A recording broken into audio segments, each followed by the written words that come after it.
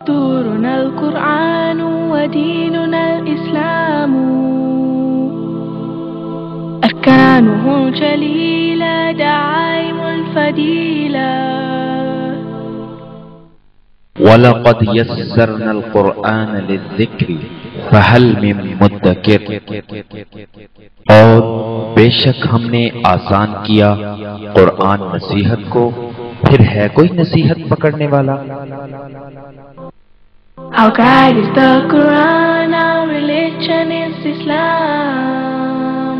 5 noble pillars upholding what is virtuous.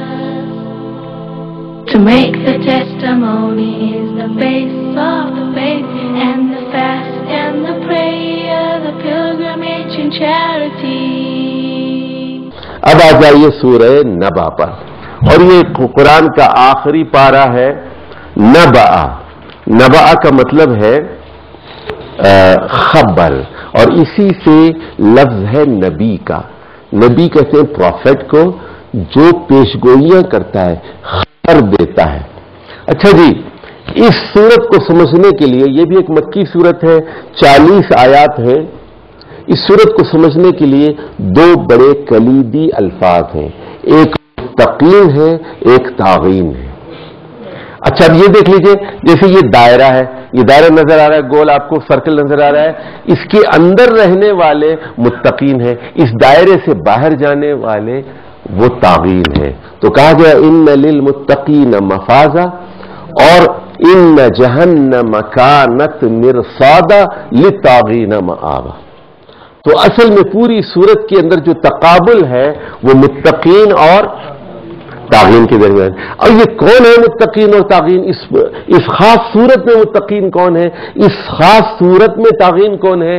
تو معلوم ہوا کہ جو قیامت کو تسلیم کر کے ڈرتے ڈرتے زندگی گزارتے ہیں، بچ بچ کر زندگی گزارتے ہیں، وہ متقین ہیں۔ اور جو قیامت کو تسلیم نہیں کرتے اور بغیر کسی جواب دہی کے تصور کے ساتھ زندگی گزارتے ہیں، وہ کون ہے؟ وہ تعین ہے۔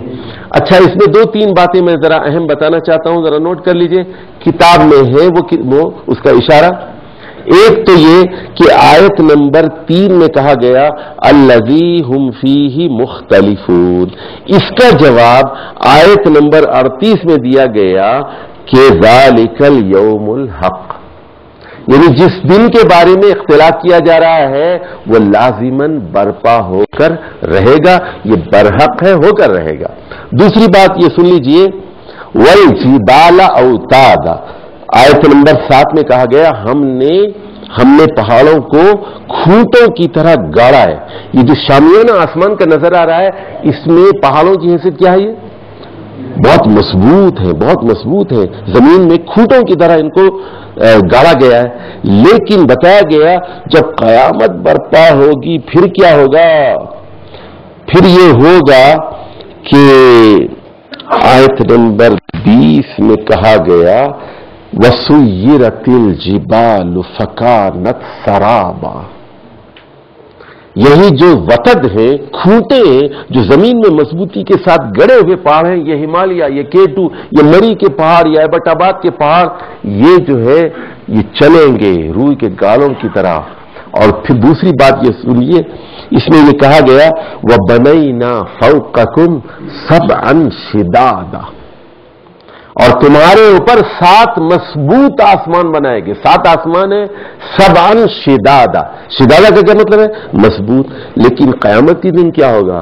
قیامت کے دن فرمایا گیا وَفُتِحَتِ السَّمَاءُ فَكَانَتْ أَبْوَابًا، یہ جو آسمان ہے اس میں دروازے ہو جائیں گے، آسمان پھٹ جائے گا، فتحت کھول دیا جائے گا، فُتِحَتِ السَّمَاءُ فَكَانَتْ أَبْوَابًا۔ چلیے اس کے نظم کے بارے میں ہم بات کرتے ہیں۔ امکان قیامت پر مشرکین کا اختلاف ہوا، الذی ہم فیہ مختلفون۔ دوسرے پیراگراف میں اللہ تعالیٰ کی قدرت، ربوبیت اور حکمت سے آخرت پر استدلال کیا گیا۔ تیسرے پیراگراف میں قیامت کے مناظر بیان کیے گئے۔ چوتھے میں تعین کا انجام بیان کیا گیا، اور 5ویں میں متقین کا انجام بیان کیا گیا، اور آخر میں اللہ کے اختیارات کا ذکر کر کے شفاعت باطلہ کی تردید کی گئی اور یہ کہا گیا کہ اختیارات اللہ کے ہاتھ میں ہوں گے. اِنَّا أَنذَرْنَاكُمْ عَذَابًا قَرِيبًا. اور وہاں کیا ہوگا؟ لا يتکلمون، کوئی نہیں بول سکے گا، کوئی نبی، کوئی رسول، کوئی فرشتہ. لا يتکلمون الا من اذن له الرحمن، جس کو رحمان اجازت دے گا. اور دوسری شرط کیا ہے؟ چلو تم بولو تو وہ بولے گا، دوسرا کوئی نہیں بولے گا. دوسری چیز یہ وقال ثوابا، اس کی زبان سے غلط سفارش نہیں نکلے گی. وہ یہ نہیں کہے گا اللہ تعالیٰ گاندھی جی کو معاف کر دے. دیکھو مشرف گیا تھا نا گاندھی کی قبر پہ، وہاں جا کے جو ہے پتہ نہیں کیا پڑھتا رہا وہ. حالانکہ سورہ توبہ کی 113 نمبر آیت میں کہا گیا نہ کسی نبی کے لیے جائز ہے نہ کسی مومن کے لیے جائز ہے کہ وہ مشرک کے لیے دعائے مغفرت کرے. سورہ توبہ آیت نمبر 113. تو یہاں بھی یہی بات کہی وقال ثوابا. ثواب کا مطلب ہے صائب بات، صحیح سفارش اس کی زبان سے نکلے گی.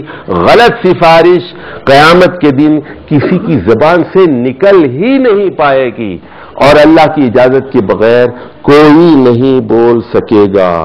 اور پھر اس دن کافر پچھتائے گا اور کہے گا یا لیتنی کنت ترابا، اے کاش، افسوس میری حالت پر، میں کاش مٹی ہوتا.